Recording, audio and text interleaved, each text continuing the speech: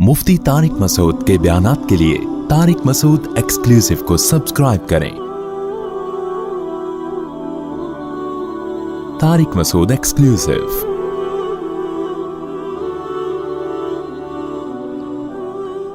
मैं बता रहा हूं ना, दीन में तहरीफें कैसे हो रही हैं। कोई भी मुफ्ती आजम बन के कुछ भी फतवा देता फिरे यार। तो कहते हैं एक घर लेना जायज है, बाकी घर लेना जायज नहीं है, क्योंकि एक घर आपकी बुनियादी जरूरत है, इसलिए सूदी कर्जा लेना जायज है।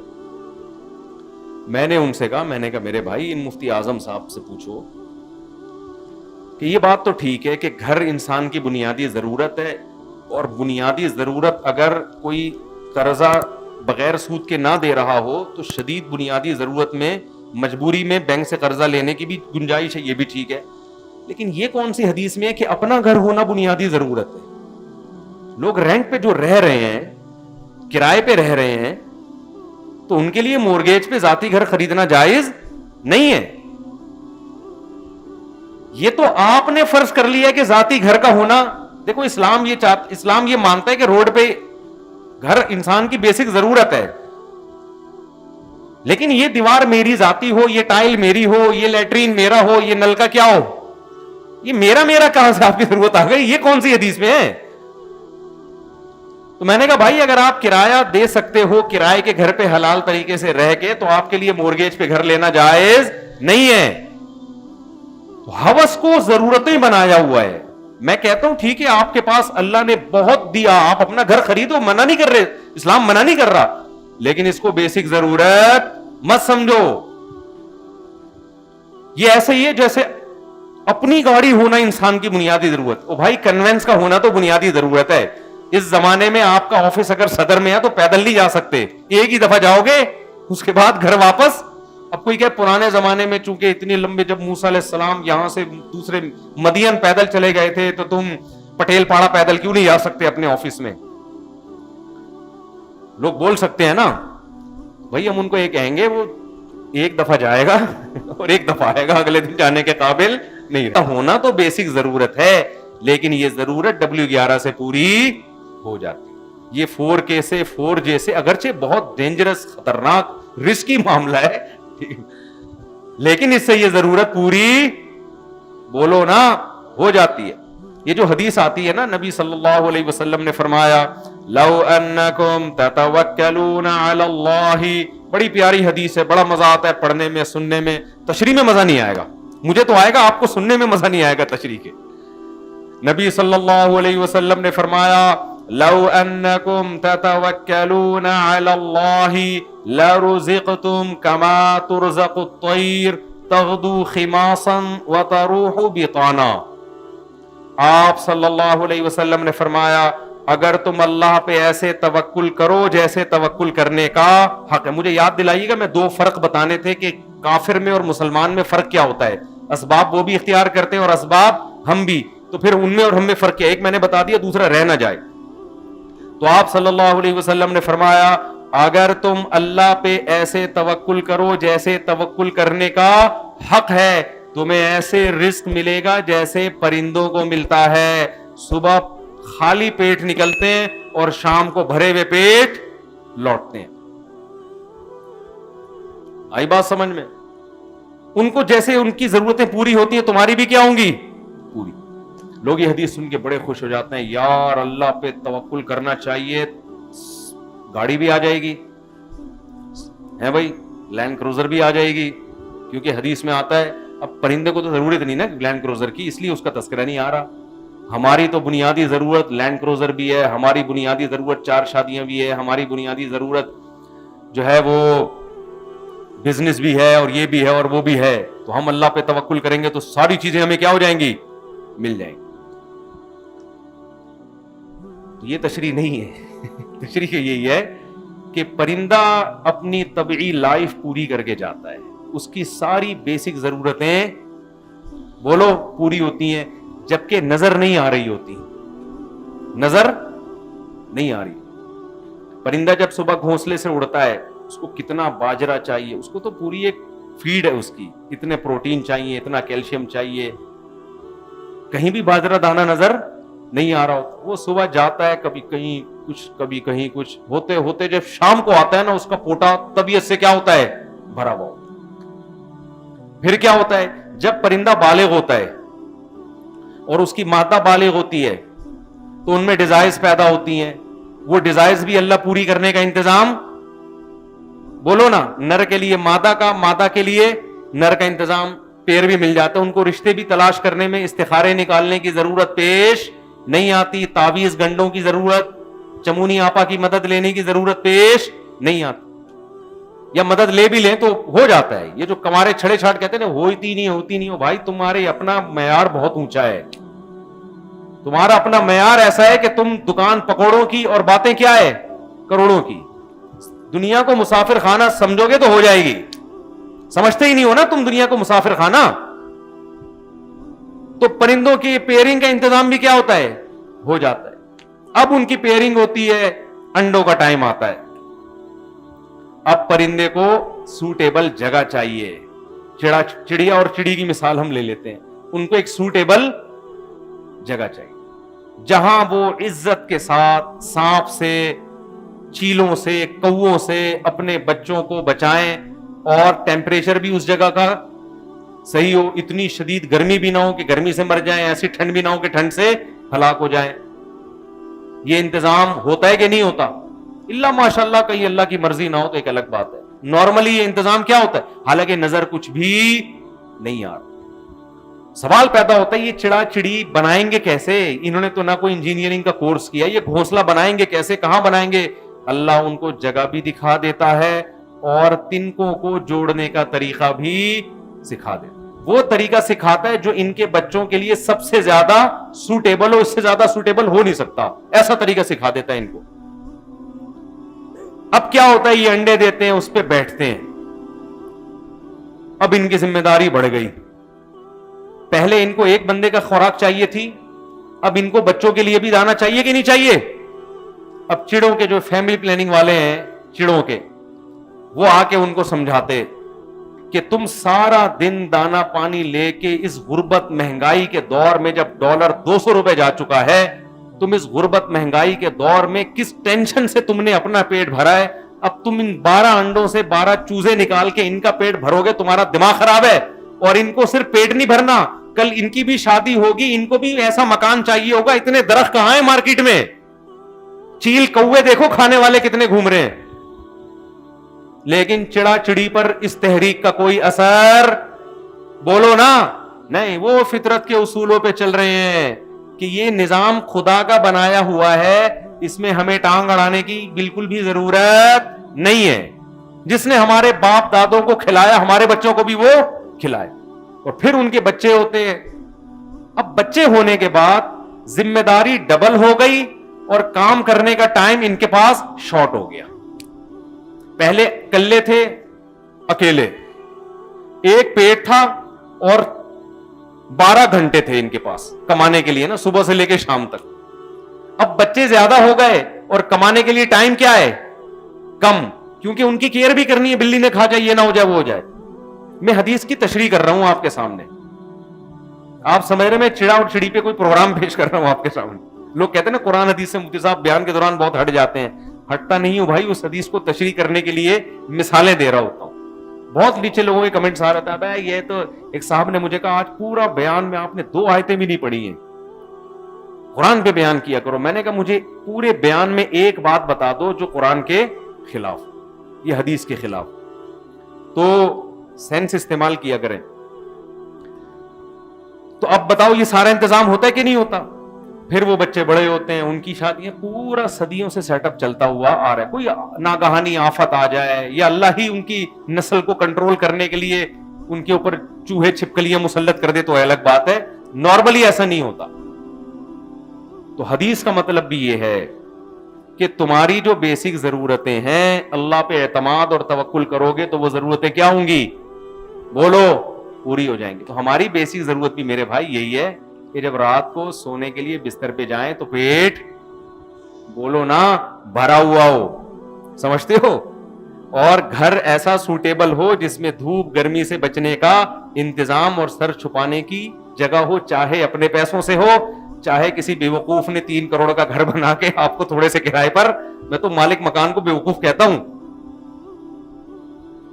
2-2, 3-3 کروڑ لگا کر تمہیں 40-40 ہزار میں پکڑا دیتا ہے. وہ گھر بنایا اس نے, فائدہ کون اٹھا رہا ہے؟ تم تھوڑا سا کرایہ دے کے موج مستی کر رہے ہو اس میں, تو وہ تو بیوقوف ہے. وہ آپ کہہ سکتے ہو بیوقوف کیوں, اتنی بڑی پراپرٹی اس کی 2 کروڑ کی 3 کروڑ کی, اتنی بڑی, تو کیا کرے گا, 2-3 کھائے گا کیا اس کو؟ نہیں آ رہی میرا خیال ہے. دیکھو آپ نے ایک دیگ بنائی نا 2 لاکھ کی, آج کھا لو, جو بچ گئی صبح ناشتے میں کھا لینا, جو بچ گئی دوپہر کھانے میں, پھر جو بچ گئی رات کھانے میں.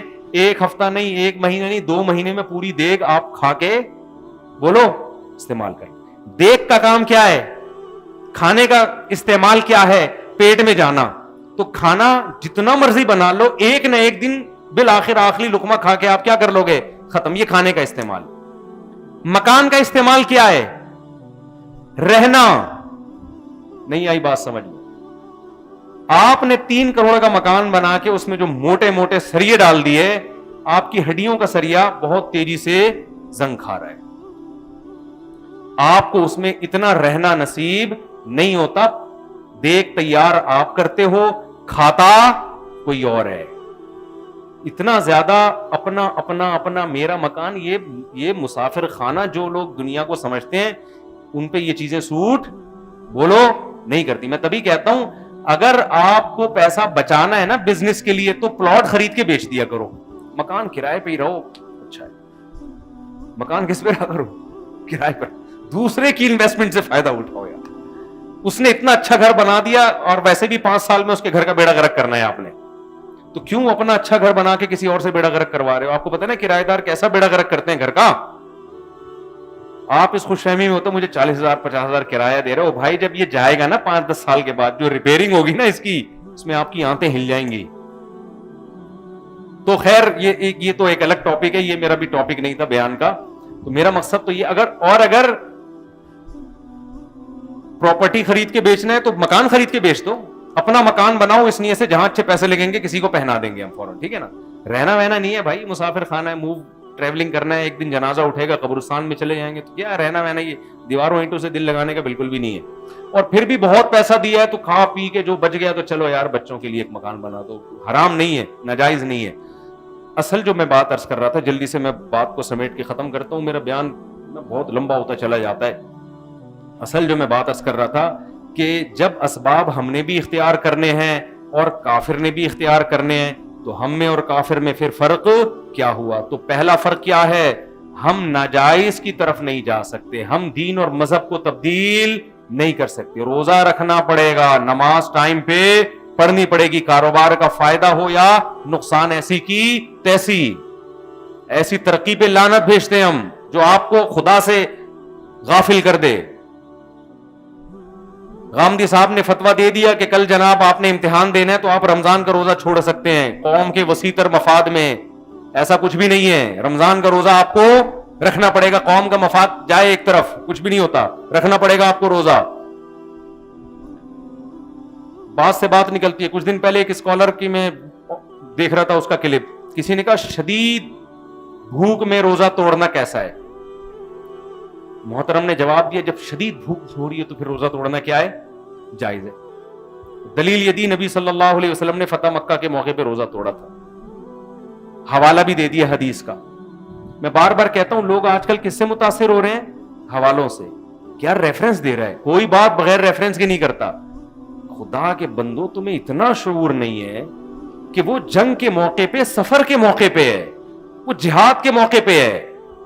جہاد میں تو یہاں تک اجازت ہے کہ آپ کے سامنے اگر کسی نے مسلمان قیدی کو ڈھال بنا لیا نا, تو علماء کہتے ہیں پھر بھی اس کو قتل کرنا جائز ہے, اگرچہ سامنے مسلمان قیدی ہے, اس لیے کہ یہ تو وہ ہیلا ہمیشہ اختیار کریں گے, پھر تو آپ جنگ سے ہی رک جاؤ گے.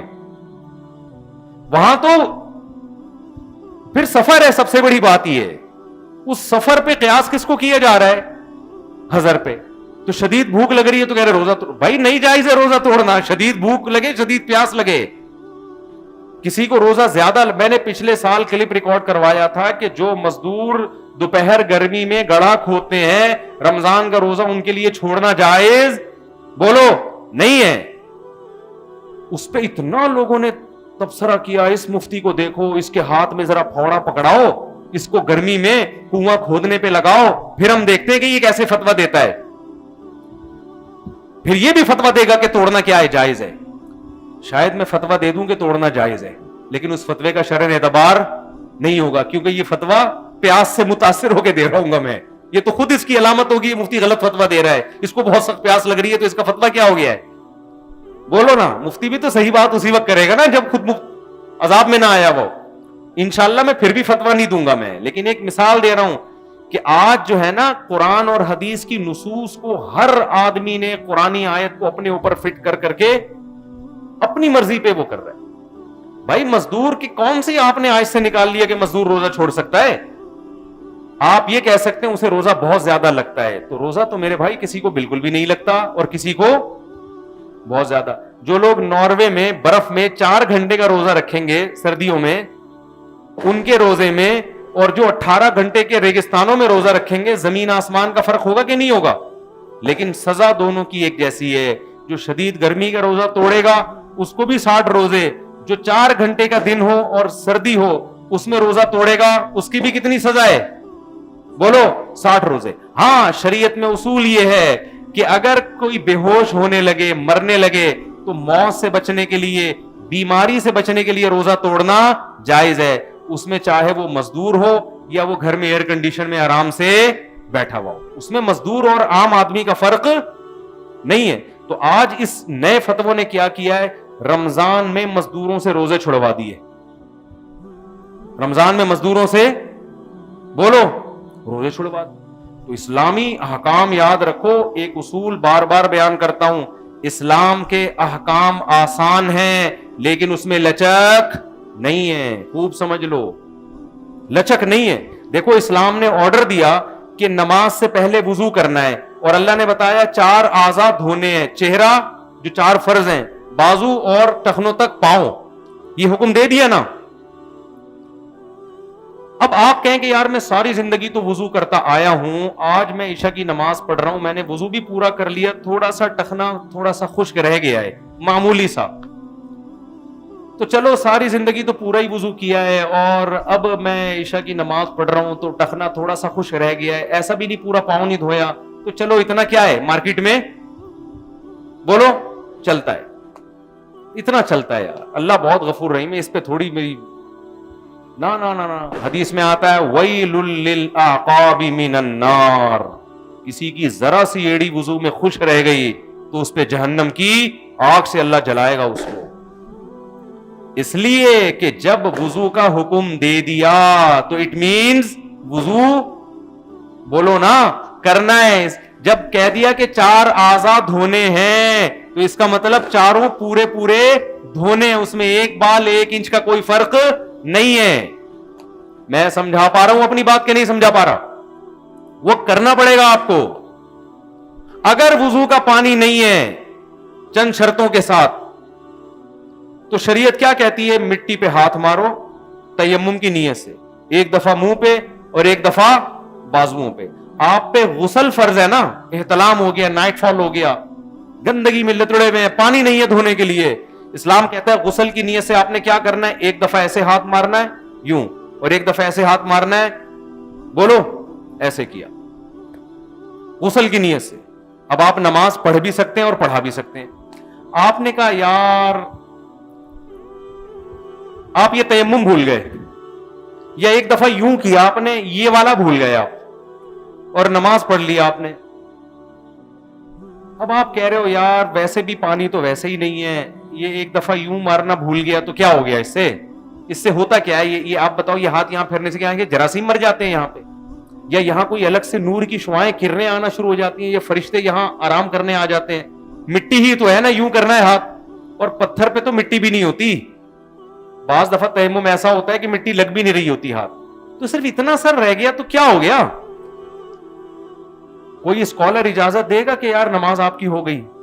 बोलो ना भाई, कुछ भी नहीं हुआ, ये करने से वाकई कुछ नहीं होता। लेकिन जब इस्लाम ने कह दिया तो अब बहुत कुछ بولو ہوگا. اس سے میں یہ فلسفہ سمجھانا چاہ رہا ہوں کہ اسلام کے احکام آسان ہے. آسان کا مطلب کیا ہے؟ اللہ یہ بھی کہہ سکتے تھے ہر نماز میں نہا کے آؤ, مشکل ہو جاتی نا. اللہ یہ بھی کہہ سکتے تھے بازو کہاں تک دھو, یہاں تک دھونا, کتنی پرابلم ہو جاتی یار. اللہ نے کہا یہاں تک آستینیں چڑھانا بھی آسان ہوتا ہے. اللہ یہ بھی کہہ سکتے تھے پاؤں کہاں تک دھو, گھٹنوں تک. اللہ نے کہا ٹخنوں تک. یہ بہت آسان ہے. پھر اللہ یہ بھی کہہ سکتے تھے پانی نہیں ہے تو بھی پانی ہی سے وضو کرنا پڑے گا.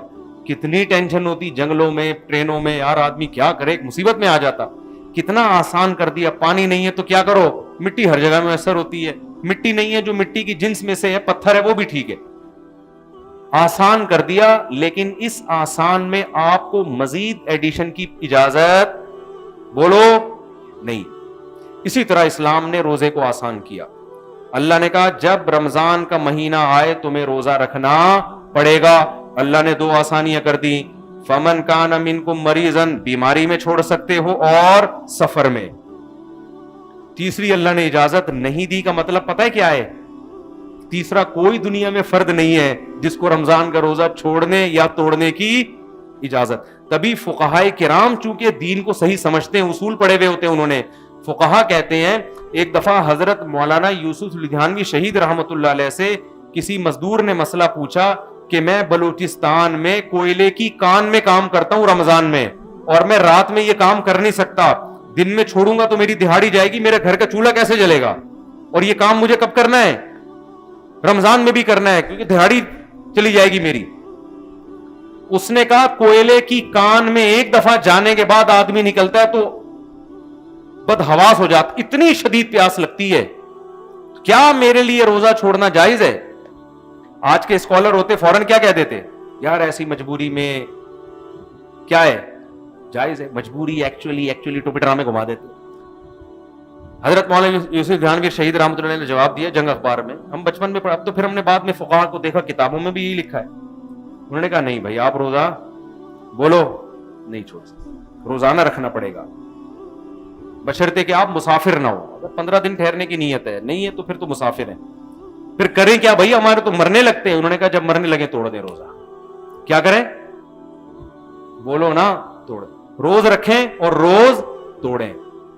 اب آج کل کے جدید اسکالرز تو علماء پہ اعتراض کریں گے, ابے یہ دین کو تماشا بنا لیا انہوں نے, روز رکھوایا دین کا مذاق بنا لیا انہوں نے. روز رکھ کے جب روز توڑوانا ہی ہے تو رکھوانے کی ضرورت کیا ہے؟ اسلام ایکچولی ایک وسیع, وہ ٹوپی ڈرامے چل رہے ہیں نا آج کل, میں تو دیکھ رہا ہوتا ہوں نا, اسلام ایکچولی ایک وسیع مذہب ہے. اسلام تو اللہ تو غفور الرحیم ہے.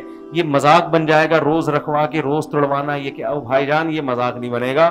رکھنے کا حکم اس لیے دے رہے ہیں کہ اللہ نے مسافر کو چھوڑنے کی اجازت دی اور بیمار کو. یہ نہ مسافر ہے اور نہ بیمار. اور رہا یہ مسئلہ جب ناقابل برداشت کا مطلب نہیں پیاس برداشت نہیں ہو رہی, اتنی کہ اب خطرہ ہے کہ بے ہوش نہ ہو جاؤں, شوگر لیول کہیں ڈاؤن ہو گیا, مر نہ جائے, کچھ ایسا مسئلہ نہ ہو جائے, جہاں ذرا سا یہ خطرہ ہو فوراً کیا کرے گا, نہ صرف جائز بلکہ توڑنا واجب ہے. نہیں توڑے گا گناہگار ہوگا. روز رکھ کے روز توڑ دے, رکھنے کا بھی ثواب اور توڑنے کا بھی ثواب. پھر جب دن چھوٹے ہو جائیں قضا کرے. بات سمجھ میں آ رہی ہے بات کہ نہیں آ رہی ہے؟ تو دین کا بھی بیڑا غرق.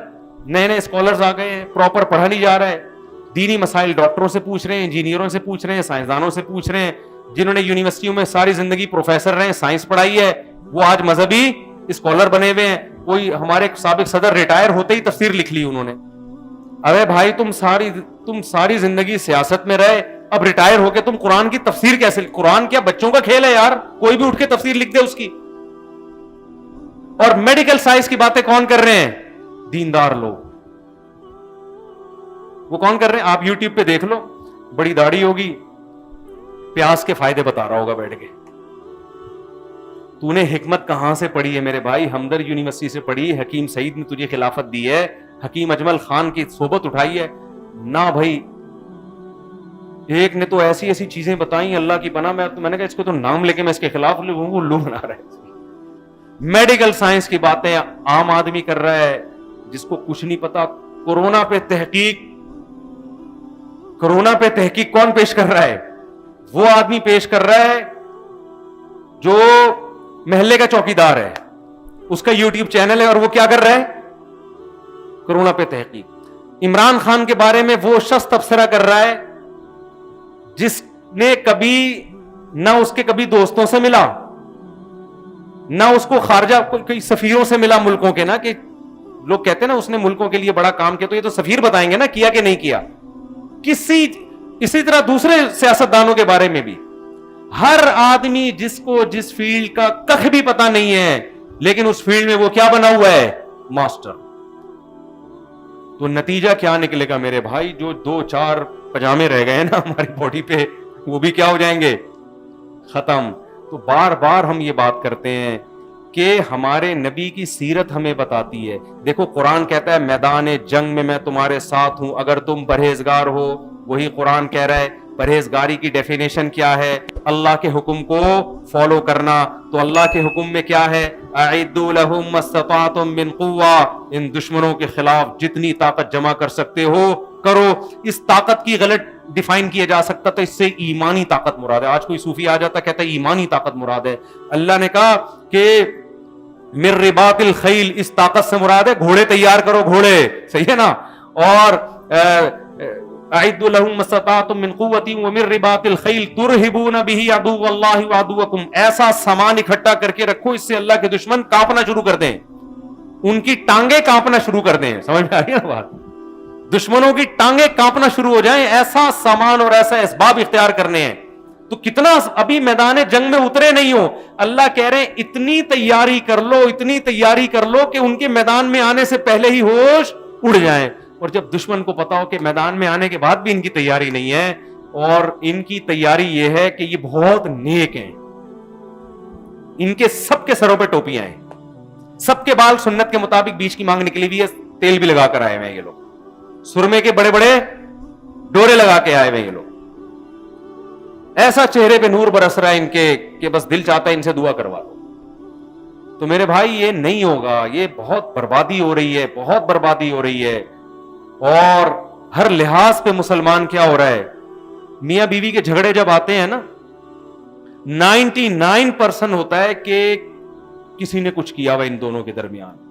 اس کا نقصان کیا ہوتا ہے کہ جو وجہ خرابی کی ہوتی ہے وہ وجہ نظروں سے اوجھل. بعض دفعہ مرد بد اخلاق ہوتا ہے, بعض دفعہ عورت میں خرابی ہے. دیکھو میں اکثر ایک روایت پیش کرتا ہوں, حدیث میں آتا ہے تقوم الساعۃ والروم اکثر الناس, قیامت قائم ہوگی مگر رومی پھر بھی دنیا میں زیادہ ہوں گے. یہ روم جو ہے نا انگریز ہیں, صحابہ کی اور تابعین کی بڑی لڑائیاں ہوئی تھیں انگریزوں سے, ان کے جو باپ دادے ہوا کرتے جن کو رومی کہا جاتا تھا. یہ اسی کلر کے ہیں ہمیشہ سے, ان کے کلر ہمیشہ سے ایسے ہی ہیں. قرآن میں بھی ان کے کلر کا اشارہ ملتا ہے. جب نبی صلی اللہ علیہ وسلم نے رومیوں سے لڑنے کا ارادہ کیا نا, تو ایک منافق نے کہا کہ ان کی عورتیں گوری ہوتی ہیں, خوبصورت ہوتی ہیں, میں وہاں جاؤں گا بدنظری ہوگی, فتنے میں مبتلا ہو جاؤں گا, لہذا میں نہیں جا رہا. جہاں سے جان بچانے کے لیے نا لیبل کس کا لگایا, مذہب کا لیبل لگایا نا کہ میں نظر کی حفاظت کرنا, مکروہ ہے بدنظری کرنا, کیا ہے, جہاز سے بھاگنا جو کبیرہ گناہ ہے اس کو نہیں دیکھ رہا. تو قرآن نے کیا کہا, الا فی الفتنۃ سقطوا, یہ جو کہہ رہے ہیں نا ان کی عورتوں کی وجہ سے فتنہ ہوگا, جہاز سے بھاگ کے یہ فتنے میں پڑ گیا ہے. اس سے ایک اور اصول ہمیں پتہ چلتا ہے, دیکھو جو بڑے کام کرنے کے ہیں وہ تو کرنے ہی پڑیں گے, یہ چھوٹے موٹے فتنوں کے خوف سے ان بڑے کاموں کو بولو نہیں چھوڑا جاتا. اب صحابہ کرام رومیوں سے لڑ رہے ہیں, ان کی گوری عورتیں, رنگ سفید ہیں ان کے, اور جناب لڑائی یہ کہہ کے چھوڑ دیں کہ ایسا نہ ہو عورت کو کسی کے عشق میں ہم مبتلا ہو جائیں. تو یہ فتنہ بڑا ہے یا وہ جو تمہیں کاٹ کے کھا جائیں گے وہ فتنہ بڑا ہے؟ ایک صاحب مجھے کہنے لگے میں آفس میں جاب کرتا ہوں, وہاں لڑکیاں آتی ہیں, بدنے فتنے کا اندیشہ میں جاب چھوڑ رہا ہوں. میں نے کہا میرے بھائی جب تو گھر میں بھوکا ننگا سوئے گا نا, اور تیرے باپ کی طرف سے جو تجھے فتنہ ہوگا, اور جب تجھے چپٹ پڑے گی نا چاروں طرف سے, اور اگر شادی شدہ ہے تو تیری بیوی تھوڑے دن میں بھاگ جائے گی, جو ایک حلال راستہ تھا وہ بھی کیا ہو جائے گا, پھر فتنے ہی فتنے ہیں تیرے لیے. تو میں نے کہا آپ جاب تھوڑی چھوڑ سکتے ہو یار, اس فتنے سے بچنے کی کوشش کرو. کیسے کیسے دیکھیں مکھنچو ہے نا دنیا میں, ہر قسم کے مکھنچو سے ہمارا الحمدللہ رابطہ ہوتا ہے. شہر میں رہنے والا آدمی, مفتی ابو البابا صاحب کہا کرتے تھے, جو گاؤں میں رہنے والا آدمی ہے نا اس کا مینٹل لیول, اس کی جو مینٹل گروتھ ہے بہت آہستہ آہستہ ہوتی ہے اوپر. جو شہری آدمی ہے نا وہ بہت تیزی سے اس کا دماغ گرو کرتا ہے. وجہ اس کی ہے کہ وہ 20 قسم کے لوگوں سے دن میں مل رہا ہوتا ہے. یہ مزدور ہے، یہ چوکیدار ہے، یہ بریگیڈیئر ہے، یہ کرنل ہے، یہ جج ہے، یہ وکیل ہے، یہ دیوبندی ہے، یہ ہری پگڑی والا، یہ گرین پگڑی والا، یہ اہل حدیث ٹوپی والا، یہ بغیر ٹوپی والا. اہل حدیث کی بھی کتنی قسمیں ہیں. یہ دیوبندی حیات النبی والا، یہ دیوبندی ممات النبی والا، یہ قبر پہ سلام کا قائل ہے، یہ قائل نہیں ہے، ہے نا. ہمارا تو دن بھر نا 20-25 قسم کے لوگوں سے واسطہ پڑتا ہے. یہ عمران خان کا حامی ہے، یہ مولانا فضل الرحمان، یہ جے یو آئی کا ہے، یہ پی ٹی آئی کا ہے، یہ فلانے کا، یہ ڈمکانے کا. ایک کھچڑا پکا ہوتا ہے. پھر جناب کھڈے آ رہے ہیں، اس کی ساس ظالم ہے، اس کی جٹھانی نے کچھ کر دیا ہے، یہ روحانی عاملوں کا ڈسا ہوا ہے، اس کے مسائل الگ ہیں. آپ بتاؤ جب اتنے کھچڑے پکتے ہیں، یا تو آدمی بالکل ہی باولا ہو جاتا ہے، یا اس کا مینٹل لیول بولو یا بہت اونچا چلا ہے، یا تو بالکل ہی کیا ہو جائے گا. تو مجھے بھی لگتا ہے کہ یا تو میں دنیا کا ذہین ترین انسان بن جاؤں گا، یا تھوڑی بہت جو میری کھوپڑی ہے یہ ڈاکٹر عامر لیاقت جیسا اللہ نہ کرے، اللہ ان کو سیدھے راستے پہ چلائے، بیچارے کو ٹھیک کر دے. مجھے تو ترس آ رہا ہے اس کے اوپر. بالکل ہی لوگ کہہ رہے ہیں میں نے مروایا ہے، لوگ کہہ رہے ہیں کہ مفتی صاحب نے شادیوں کے مشورے دیے نا، اس کا یہ نتیجہ نکلا ہے. دیکھو پہلے بھی یہ گڑبڑے کرتے تھے عامر لیاقت صاحب، لیکن دماغ کی سیٹنگ آؤٹ نہیں ہوئی تھی. جب سے شادیاں کی ہے نا، اب اوپر کی سیٹنگ کیا ہو گئی ہے، سیٹنگ کیا آؤٹ ہو گئی. تو بھائی یہ شادیوں کا لوگ کہہ رہے ہیں یہ ہوتا ہے، تو بھائی یہ شادیوں کو قصور نہیں ہے، جس اسٹائل میں آپ نے کی ہے نا اس اسٹائل میں نتیجہ، اس اسٹائل کا تو یہی نتیجہ نکل جاتا ہے. جو یہ والا طریقہ تھوڑی ہے جس طریقے سے ہم کہتے ہیں، جو آپ پتہ نہیں کہاں کہاں پیغام بھیج رہے ہو، کیا کیا کر رہے ہو. یہ تھوڑی، جب سنت ہے تو وہ کس طریقے پر ہوگی، وہ سنت طریقے پر ہی ہوگی تو اس کی برکتیں ہوں گی. یہ والے اسٹائل پہ تو پھر یہی ہوگا جو ہوا ہے. تو خیر، تو دو فرق ہیں میرے بھائی اسباب اختیار کرنا ہے. پہلی بات تو یہ ہے کہ مسلمان حرام اسباب اختیار بولو نہیں کرتا، پہلی بات. دوسری بات یہ ہے کہ مسلمان اسباب انگریز سے بھی زیادہ اختیار کرتے ہیں، جیسے ہمارے نبی نے کیے. پوری سیرت ہے، گراؤنڈ ریئلٹی کو دیکھ کر فیصلہ کیا، کہاں صلح کرنی ہے، کہاں جنگ کرنی ہے، کہاں جنگ کو ٹالنا ہے، کہاں اپنے ساتھی کسی منافق کو قتل کرنا ہے، کہاں منافق کو قتل نہیں کرنا، کہاں بڑے سے بڑے بدماش کو برداشت کرنا ہے. اب دیکھو ہمارے پاس کوئی ایسا کیس آئے، خباب ابن ارت رضی اللہ تعالیٰ عنہ آئے، مجھے آگ پہ لٹایا جا رہا ہے، تو کوئی جذباتی ہو کے جا کے 2 لگا دے کھینچ کے اس کے مالک کے، تو طاقت تو انہی کے پاس ہے. وہ 2 لگانے کے جواب میں کیا کرے گا، وہ 4 لگا دے گا. ایسے ہی کرے گا نا. وہ آج کوئلوں پہ لٹا رہا ہے، کل وہ قتل ہی کر دے گا، تو جان سے مار دے گا. تو ایسے موقع پہ کیا ہے، برداشت. آج ہمارے ہاں ممبر پہ اس مولوی کو کامیاب سمجھا جاتا ہے جو جذباتی تقریریں کر رہا ہو، جو کیا کر رہا ہو. لوگ کہتے ہیں حق پرست آدمی ہے، حق بیان کرنے میں کسی سے ڈرتا نہیں ہے. یہ نہیں دیکھتے کہ اس کے حق بیان کرنے سے رزلٹ کیا نکل رہا ہے، اس کے حق بیان کرنے سے رزلٹ کیا نکل رہا ہے. تو ہر جگہ ایسا ہی ہے، ممبر کے بھی یہی ہے، کوئی وزارت کے عہدے پر ہو وہاں بھی یہی ہے، کوئی صحافی ہو وہاں بھی یہی ہے، جو منہ میں آیا کیا کر دیا، پارسل کر دیا. تو یہ نہیں ہے، ہمارے نبی کی سیرت یہ نہیں ہے. کہاں کیا بولنا ہے، کتنا بولنا ہے، ایک ایک چیز. یہ جو قرآن کہتا ہے لَقَدْ كَانَ لَكُمْ فِي رَسُولِ اللَّهِ أُسْوَةٌ حَسَنَةٌ، تمہارے لیے تمہارے نبی کی سیرت میں بہترین نمونہ ہے. یہ ہر چیز میں ہے بہترین نمونہ. صلح حدیبیہ کے موقع پہ نبی صلی اللہ علیہ وسلم نے حکم دیا سب لوگ سر کے بال کاٹ لیں، احرام سے باہر نکل جائیں. صحابہ پہ یہ حکم بہت شاق گزرا کہ ہم مشرکین کے دباؤ میں آئیں اور احرام باندھ کے عمرہ کیے بغیر احرام کھول لیں، مشرکین سے ڈر کے، یہ نہیں ہو سکتا. ہمارے نبی نے صحابہ پہ فتویٰ بولو نہیں لگایا کہ میں نبی ہو کے تمہیں کہہ رہا ہوں، تم میرے سے بھی 2 ہاتھ آگے نکل گئے. کوئی ایسے جذباتی اسٹیٹمنٹ نہیں. میں حکم دے رہا ہوں اور سر کے بال صاف کرو، اور تم مجھ سے بھی، تم تو دائرہ اسلام سے کیا ہو. جو نبی کی موجودگی میں نبی کے حکم کی مخالفت کرے تو بظاہر تو ایسا ہی لگتا ہے وہ دائرہ اسلام سے کیا ہے. گویا وہ یہ بتانا چاہ رہا ہے کہ آپ سے زیادہ کون اچھا سمجھتا ہے، ہم زیادہ صحیح سمجھتے. حضرت عمر بھی بال کاٹنے کے لیے تیار، سوائے حضرت ابو بکر کے سارے کیا ہیں، کوئی بھی نہیں سر منڈانے کے لیے تیار. تبھی جو صحابہ کے خلاف ہے نا، وہ اس حدیث سے صحابہ پہ کیا کرتے ہیں، طنز. لیکن نبی طنز بولو نہیں کر. کیوں؟ نبی میں تحمل ہے. نبی دیکھ رہے ہیں کہ یہ میرے حکم کی مخالفت تو ہے، مگر اس مخالفت کی بیس میرا انکار نہیں، غیرت ہے. یہ سمجھ رہے ہیں میرے بارے میں کہ شاید میں ان کی رعایت میں مشرکین سے دب گیا ہوں، ان کے خیال میں تو ہم دبنے والے لوگ نہیں ہیں، ہم تو کٹنے والے لوگ ہیں. فوراً فتویٰ نہیں لگایا. آج دیندار لوگ کتنی جلدی کسی پہ گستاخی کا فتویٰ لگا دیتے ہیں. کیسے گستاخیوں کے فتوے، کیسے فوراً جو ہے نا دائرہ اسلام سے خارج ہونے کے فتوے، اس کا رزلٹ کیا نکل رہا ہے، اس کا نتیجہ کیا نکل رہا ہے، کچھ بھی نہیں دیکھا جا رہا. ہمارے نبی نے یہ کام نہیں کیا. کتنا آپ نے سوچا ہوگا نا میں کہہ رہا ہوں، لیکن صحابہ نے نہیں کیا. پھر آپ نے اپنی زوجہ سے مشورہ لیا کیا کروں بھائی. انہوں نے کہا یا رسول اللہ آپ کہیں نہیں، آپ سب کے سامنے اپنا سر منڈوا لیں. جب صحابہ دیکھیں گے نا نبی نے سر منڈوا لیا ہے، پھر کسی میں ہمت نہیں ہوگی کہ بھائی جو کام نبی کر چکے ہیں تو ہم کیسے پیچھے رہ جائیں. نبی نے اب کہنے کے بجائے کیا کیا، مشورہ لیا اور سر منڈوا لیا. صحابہ نے بھی سب نے کیا کیا، سر منڈوا لیا. کوئی جذباتی ہمارے جیسا لیڈر ہوتا فوراً کیا کرتا ہے، ابے یہ تو بندے ہی ٹھیک نہیں ہے. یہ بندے کیا ہیں، یہ 1400 کی جو جماعت ہے نا، بندے کیا ہیں، مجھے پارٹی میں بندہ ٹھیک ایک بھی نہیں ملا. یہی ہوتا ہے نا، گھروں میں بھی تو یہی ہوتا ہے نا. باپ بھی ایسے ہی بیٹوں کے ساتھ کر رہا ہوتا ہے، بیٹے ابا کے ساتھ ایسے ہی کر رہا. ابا ہی ٹھیک نہیں ہے، ٹھیک ہے ابا ہی کیا ہے، ابا ہی ٹھیک نہیں ہے ہمارا، بھائی ٹھیک نہیں ہمارا، بہن ٹھیک نہیں ہماری. ظرف چھوٹے ہو گئے ہیں، ہر بات کو غلط نیگیٹو لے کے جانا. تو میں کہتا ہوں اگر کوئی سیرت پراپر طریقے سے پڑھے، خدا کی قسم سیرت میں اس کو ایسا کچھ ملے گا کہ اس سے بہتر زندگی دنیا میں. عمران خان جو ایک بات کہتا تھا نا، بھلے بھائی آپ عمران خان کو گالیاں دو لیکن جو اچھی بات ہے منہ سے پھوٹنے دیا کرو، اتنا نہیں میرے خلاف فتوی بازی شروع کر دیا کرو. عمران خان جو کہتا تھا نا ایک بات، بھلے یہودی ایجنٹ ہے لیکن ایک بات صحیح کہتا تھا. ہوگا، میں نہیں کہہ رہا یہودی ایجنٹ ہے، جو کہہ رہے ہیں ان کی رائے میں اگر مان بھی لیا جائے، بات یہ بہرحال اس نے صحیح کی تھی کہ ہمارے ہاں انگریزوں میں جو لیڈرشپ ہے نا ان کو تو پڑھا جاتا ہے.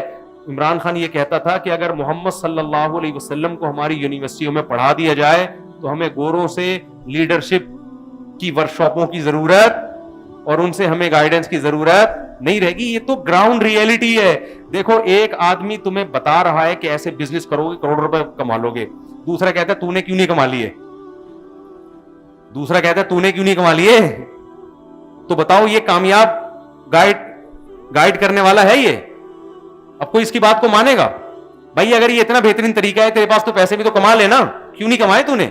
ایک آدمی کہتا ہے یہ چیز کھانے سے اتنی طاقت آتی ہے تو کھا رہے، تیرے میں کیوں نہیں آئی؟ تو دنیا میں محمد صلی اللہ علیہ وسلم سے زیادہ کامیاب لیڈر گزرا نہیں. 23 سال کا عرصہ نہ لکھنا جانتے نہ پڑھنا جانتے، پسماندہ ترین قوم میں پیدا ہوئے.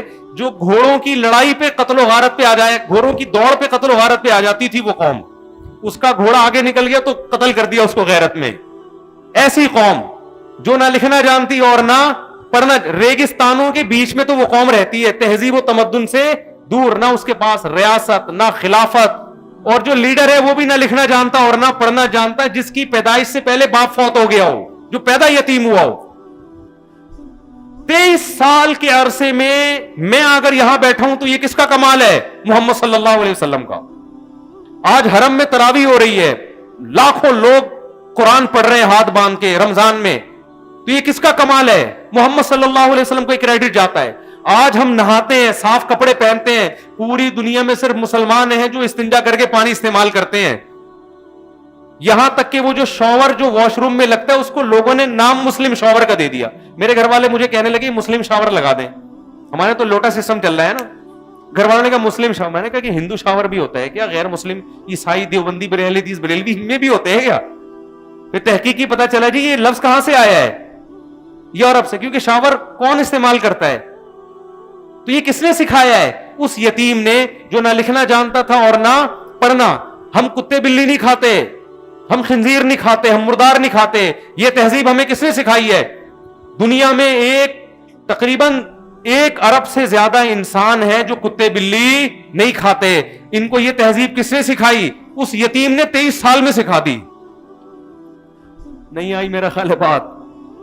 تو آپ سے زیادہ کامیاب لیڈر کون ہو؟ ہم اگر اپنی بیویوں سے وفا کرتے، ہم میں زنا نہیں ہے، ساری زندگی عورت کے خرچے اٹھاتے، انگریز نہیں اٹھاتا، انگریز نہیں اٹھاتا. ہندوؤں میں بھی اب بیوی خود کما رہی ہے، میاں خود مسلمانوں کا فیملی سسٹم اب تک دنیا میں سب سے زیادہ مضبوط ہے. تو یہ گائیڈ کس نے کیا ہمیں؟ یہ 23 سال میں نبی صلی اللہ علیہ وسلم سکھا کے گئے ہم کو. اتنا بڑا انقلاب پوری. پھر یہ تو خلافت تو اب ختم ہوئی ہے 1920 میں جا کر. دنیا پہ حکومتیں ہم نے کی. آپ ذرا خلافت عثمانیہ جو ترکوں کی خلافت تھی اس کے تحت کتنے کنٹریز آتے تھے, ذرا آپ گوگل پہ لکھ کے سرچ کریں, آپ کے ہوش اڑ جائیں گے. بوسنیا ہمارے ہاتھ میں, تنزانیہ ہمارا تھا, مکہ مدینہ ارض حجاز ہمارا, کتنے سارے کنٹریز ہیں, رشیا کی تمام ریاستیں ہمارے تلوار کے نیچے تھیں. یہ کانفیڈنس پوری دنیا سے لڑنے کا, تلوار کے زیر کرنے کا, اور پھر دنیا کو عدل سے بھرنے کا, یہ سارا, اور اتنے دیر تک اثرات رہے. خلافتیں تو اب جا کے ختم ہوئی ہیں, ریاستیں اب بھی باقی ہیں چھوٹی چھوٹی, اور اس کے اثرات کیسے. میرے بھائی دنیا میں محمد صلی اللہ علیہ وسلم سے بڑا کامیاب لیڈر کوئی بھی نہیں. اتنے ایفیکٹو, اتنے مؤثر, اور جس طرح آپ کی تعلیمات محفوظ ہیں ایسے کسی لیڈر کی تعلیمات محفوظ نہیں. بخاری اٹھا کے دیکھو, مسلم اٹھا کے دیکھو, سنن نسائی اٹھا کے دیکھو, ترمذی اٹھا کے دیکھو, ایک ایک چیز کی سند, حدثنی فلان قال حدثنی فلان قال حدثنی فلان. امام بخاری کہتے ہیں مجھ سے فلاں نے بیان کیا, مجھ سے فلاں نے, مجھ سے فلاں نے, مجھ سے فلاں نے, اور وہ فلاں فلاں کرتے کرتے عبداللہ بن مسعود اور کہتے ہیں محمد صلی اللہ علیہ وسلم نے یہ فرمایا. وہ 2 لفظ فرمائے ہوں گے. تو لیڈر نے ان کو تیار کر دیا کہ میری بات کی تمہاری نظر میں اتنی ویلیو ہونی چاہیے کہ اس بات کو سندوں کے ساتھ تم نے قیامت تک محفوظ کرنا ہے. میری زبان سے نکلا ہوا جملہ ہلکا نہیں ہے. یہ جو موٹیویشن دی, اپنی ویلیو منوائی, یہ ویلیو منوانا کتنا مشکل کام تھا بھائی. اس زمانے میں ریکارڈنگ سسٹم نہیں تھا, ویڈیو کیمرے نہیں تھے, آڈیو ریکارڈنگ نہیں تھی. کیسی ریکارڈنگ کا انتظام کیا؟ ایسی ریکارڈنگ کہ اس زمانے میں دنیا کی جتنی تہذیب یافتہ قومیں تھی کسی قول کی حفاظت کا ایسا انتظام نہیں ہوا ہے جیسا محمد صلی اللہ علیہ وسلم کے اقوال کی حفاظت کا انتظام ہوا. خیر یہ الگ ٹاپک ہے.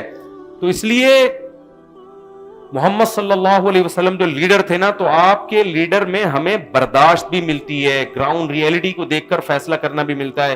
تو آج مسلمان نہ سیرت کو سیرت کے طریقے سے پڑھتا ہے, نہ سمجھتا ہے, اور نہ اس کو فالو کرتا ہے. آج کا مسلمان جذباتی تقریروں کا, یوٹیوب کا, فیس بکیوں کے کمنٹس کرنے والوں کا, اور یہ جو صحافی لفافے لے کے بیٹھے ہوئے ہیں ان کو سن کے ایک رائے قائم کرتا ہے, اور پھر اس رائے کو ساری دنیا پہ تھوپتا ہے اور کہتا ہے انقلاب آئے گا تو اس مکھنچو کو سننے سے آئے گا. سمجھ میں آ رہی ہے بات؟ تو خلاصہ یہی نکلا میرے بھائی کہ جب بھی کچھ فیصلہ کریں, ایک تو جب بھی کوئی اسٹیٹمنٹ دینا اس کے ماہرین سے رابطہ کریں. ادھر ادھر جانے کی کوشش, یہ قرآن کا حکم ہے جو میں نے آیت پڑھی, اس کے ماہرین سے رابطہ کریں.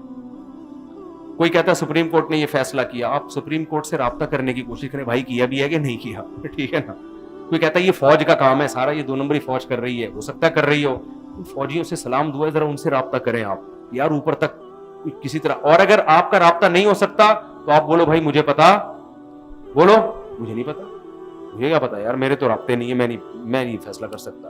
اگر آپ کا خیال ہے یہ فلانے نے کیا ہے تو فلانے سے رابطہ ہے, یہ اس کے اڑوس پڑوس سے ہے تو ٹھیک ہے, نہیں ہے تو میرے بھائی چپ کی ٹیپ منہ پہ لگا لو, آپ بولو ہمیں نہیں پتا. لیکن موت آتی ہے یہ کہتے ہوئے کہ مجھے معلوم نہیں, کیونکہ اگر میں نے کہہ دیا مجھے نہیں پتا, لوگ کہیں گے سالے جب تجھے کچھ پتا ہی نہیں ہے تو یہاں بیٹھا ہوا کیوں ہے, دفعہ ہو یہاں سے.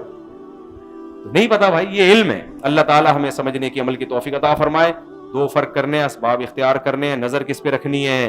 ہاں تو میں یہ دوسرا فرق بتا رہا تھا, نظر گورا اسباب پہ رکھتا ہے, ہم کس پہ رکھتے ہیں, اللہ پہ. اسباب اختیار کریں گے, ہوگا وہ جو کون چاہے گا, اللہ چاہے گا. ہم کیا کر رہے ہیں, اسباب کو ہٹا کے اللہ پہ کہہ رہے ہیں کہ ہوگا وہ جو کون چاہے گا, اللہ چاہے گا. تو اللہ کہیں گے پھر وہی چاہوں گا جو تو چاہ رہا ہے, تیری حرکتوں سے جو لگ رہا ہے جو تو چاہ رہا ہے, تو میں بھی کیا چاہوں گا, وہی چاہوں گا. اللہ تعالیٰ سمجھنے کی عمل کی توفیق عطا فرمائے. سبحانک اللہم و بحمدک نشہد ان لا الہ الا انت نستغفرک و نتوب الیک.